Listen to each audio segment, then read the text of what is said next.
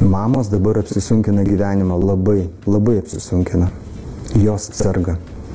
Būna psichologiniai susiliejimai su vaiku ir jos savo problemas perkelia į vaikus, į kūdikius ypatingai, ir jos serga.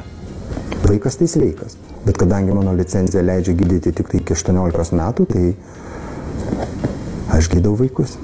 Ar mes nors kažkiek visuomenė, jinai protingėja dabar, ar... Vat jūsų labai geras klausimas, kurį aš savo užduodu, ieškoju atsakymo įvairiuose literatūros šaltiniuose.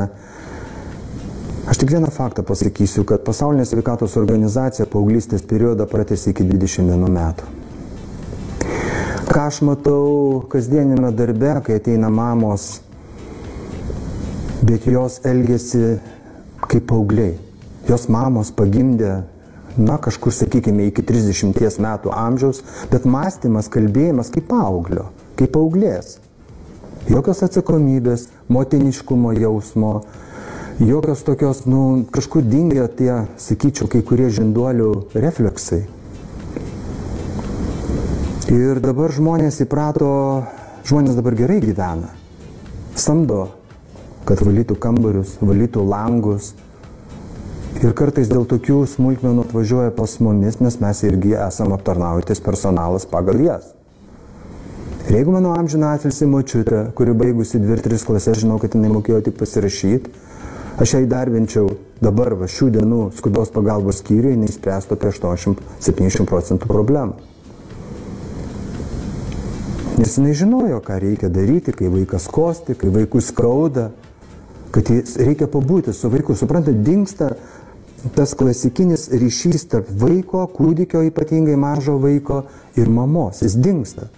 Tarp jų atsiranda telefonas, tarp jų atsiranda socialiniai tinklai. Manęs siaubas tiesiog ima, kada maitinanti mama skrolina. Maitini. Tu maitini savo kūdikį. Ką tu jam duodi?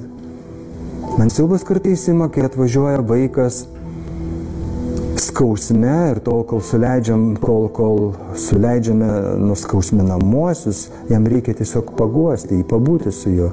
Bet tada vis tiek pasirodo, telefonas yra svarbiau. Aš tikrai padėčiau dėžutę skyriuje ir paprašyčiau visų mamų sudėti telefonus, kad jos pabūtų su savo sergančiais vaikais. Gimsta naujagimis, užuot mama buvusi su juo gloščiusi, guodžiusi, nešiojusi, dėjusi ant krūties, prisiperka visokių ošimo, visokių automatinių lopšelių, kino kamerų. Ir tas vaikas auga tokioj kaip robotas. Suprantat, jį žiūri robotai, o ta motiniška šiluma, motiniška meilė, jinai dingsta. Jinai dingsta pamažu.